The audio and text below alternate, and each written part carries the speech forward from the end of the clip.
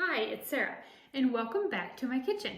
I am back sooner than expected because thank you for all your well wishes, but my knee surgery that I had was supposed to be a major surgery or repair, three things that were wrong, and they could only fix one out of the three. So I'm up and walking, moving, and back in the kitchen after 4 days, and we're gonna have to push the other problems down the road a little while. So just a quick update for those that follow me and had a lot of well wishes.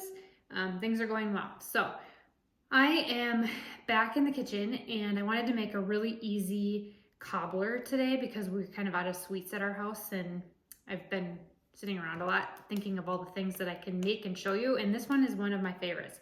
Well, a lot of my stuff are my favorites, but this is a hill country or North Country cobbler, and it is super easy.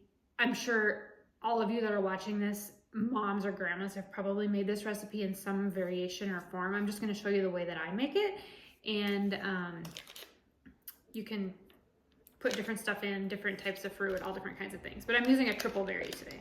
So the first thing you want to do is preheat your oven to 350 degrees. You're going to take a smaller, it's not smaller than a 9x13, so like an 8x8 pan. You can double it if you want. We're going to put 1 stick of butter in the pan like this, and I'm going to put it in the oven and it's going to melt in the bottom of this while I get the rest of everything ready.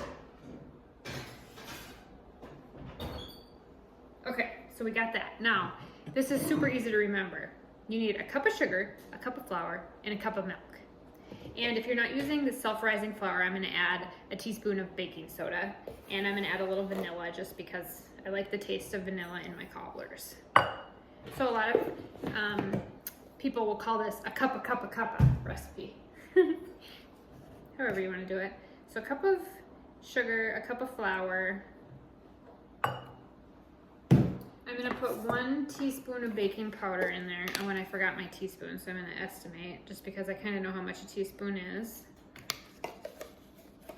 That'll help it rise if you're not using self-rising flour. I'm gonna put a little bit of vanilla in and 1 cup of milk. You can use buttermilk. I'm using 2% milk. And we're gonna mix that up. So that's the crust cobbler part.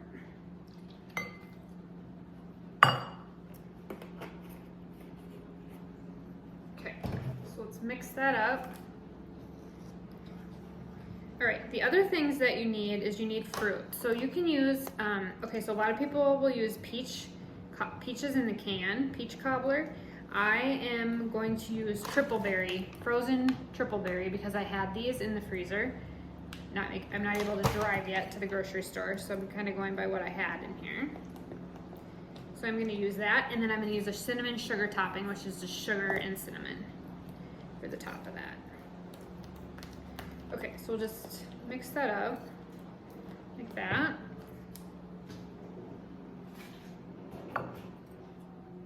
Okay, so I'm gonna check my butter. It's not melted yet, so we're gonna wait just a minute on that. Okay, so while we're waiting for the butter to melt, you can use the peaches in a can to get if you wanted like a peach cobbler. Raspberries or blackberries are really good too, a blackberry cobbler.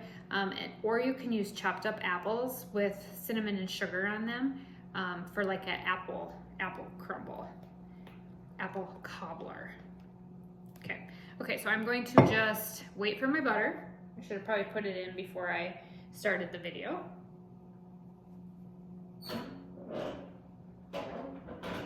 Okay, I'm gonna pause this while the butter is melting. I'll be right back. Okay, the butter is melted, so I'm gonna grab that out of the oven.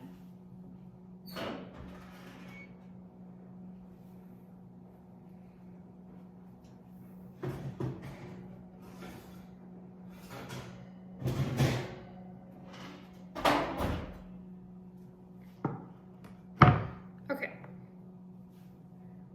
Then we're gonna add, sorry, I have to grab stuff.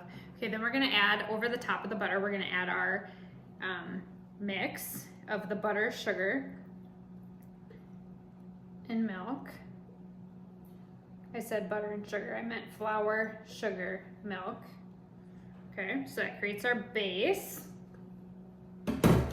Then then we're going to take, so either your canned fruit or the frozen fruit, and it's about 2 cups. So you just, I'm gonna throw that in there. Mine's a triple berry. I like anything with berries. And I'm liberal with the fruit. So get that like that.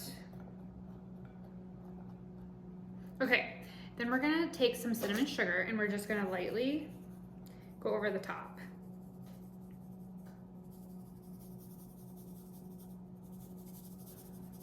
Like that. Okay. So this is what it looks like, and it's a little soupy because of the butter on the bottom before it goes in the oven. All right, now I'm gonna bake it till it's golden brown, about 25 to 30 minutes. And so I'm gonna keep an eye on it after the 20 minutes, just to make sure that it doesn't get overly browned. And we're gonna show you what it looks like and take a bite as soon as we get back. Okay, so the cobbler is done, cooled off. So that's what it looks like coming out of the oven. So, you know, nice and good. And then we're gonna scoop some up here, give it a try. So it's a cobbler.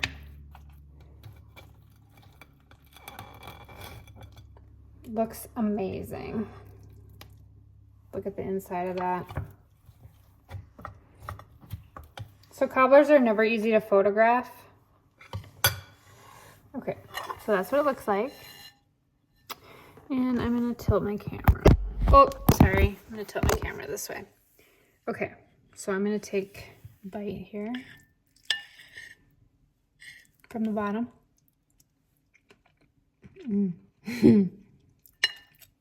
That is good. That is a really good Cuppa Cuppa cake or cobbler or whatever you want to say. Yum. So I'm gonna get this recipe posted for you. And I highly encourage you to try this. It's so easy. This would be a really good summer dessert, really good with peaches. The crust is really good. Wow. That's good. Okay, so I'm gonna get this posted for you, and I hope you enjoyed this recipe. Super easy. Might be my supper.